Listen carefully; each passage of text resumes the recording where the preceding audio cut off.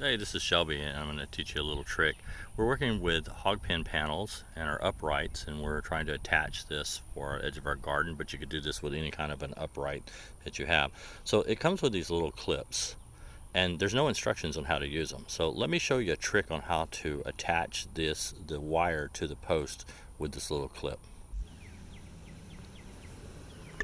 Alright, so the easy way to do this is put the clip around the back of the post, come around the corner, and attach the left side. Just kind of loop it over the edge of the wire, and then take a screwdriver and apply it on the edge of this one. Now this clip has been used, so it's a little bit tighter, but the easy way to do it is to put the screwdriver in here and pull back, and then the clip is on.